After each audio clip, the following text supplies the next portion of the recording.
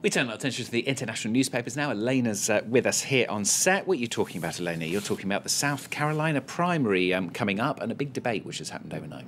I am indeed. That's what I'm starting with anyway. Now, there's one big question that the papers in the US are asking, which is the Tea Party winning in this South Carolina primary? Now, there's a piece in today's Guardian by one of their American journalists which argues effectively that whoever wins the Republican nomination, it's the Tea Party overall that has won. They say that John Huntsman's pulling out of the race yesterday basically proves that. It proves that there's no space left for any moderate candidate in Republican politics. Everyone's been pushed to the right. So it's that sort of extremist agenda that's won. But there's also a piece in the Daily Beast which basically states exactly the opposite. They reckon that the Tea Party is declining and the South Carolina primary is the group's last chance to prove that it's still relevant for the general election. Now, why is that? Well, it's because it's been a victim of its own success, the article argues. There are so many right-wing candidates who are trying to attract the Tea Party voters that they're basically cancelling each other out. And if Romney wins decisively in South Carolina this weekend, then he'll be able to go on and basically do what he likes because he'll have defeated that extreme right-wing element of his party.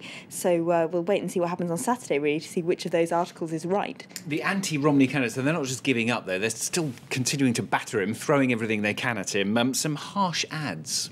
Yeah, the New York Times is having a look today at some of those extremely harsh attack ads being broadcast on South Carolina television this weekend.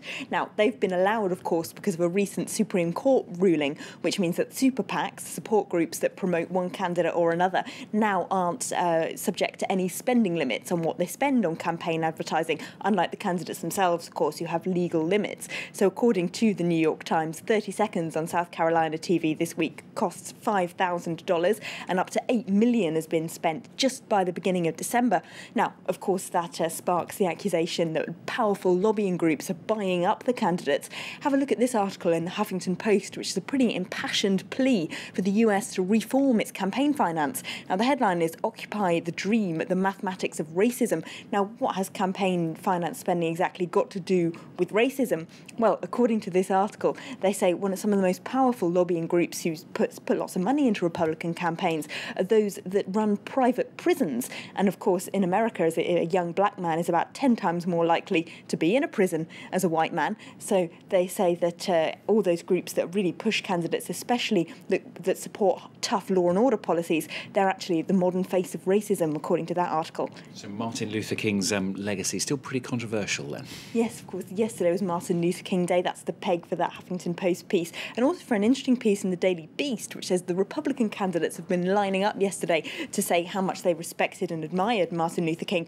But they should remember that he actually was reviled in his time as a communist and had some quite strongly engaged left-wing views, not just on racial equality, but also on all sorts of other issues like free healthcare, things that Republican candidates obviously detest. So they've taken his name in vain, according to that piece, and they should maybe read up on their history before they start talking about who their heroes are. And another anniversary, this is one that's occupying the British press, in fact, is the Queen's Diamond Jubilee, more precisely, how to celebrate it. Yes, and the proposal to buy her a yacht, which is on all the front pages of the British papers today. According to the Guardian's front page, the Prime Minister backs it. He thinks it's a good idea. Now, they do point out that David Cameron's office have said that the money would come from private contributions and not from the public purse. But the paper says there would obviously be some kind of public cost, even if it was only for the maintenance of the yacht. They're absolutely furious at this suggestion, as you might imagine. Have a look at their editorial, which is called "Get on Your Yacht, Michael Gove." They say he should remember that offhand suggestions like that mark people's political career forever. So Michael Gove, Education Secretary, who came up with this, might be followed around by it forevermore. They call it Marie Antoinette politics, and so it's going to be a very unpopular suggestion in these times of austerity, rather. And maybe we should buy her something else. I don't know what you would buy the Queen, Stuart, but something a little smaller, perhaps a mug. The Guardian suggests something rather cheaper. They suggest a diamond, and the cheapest they could find was a £15 toe ring from Argos. Maybe we should get her that instead, they say. Right, Elena, fantastic stuff.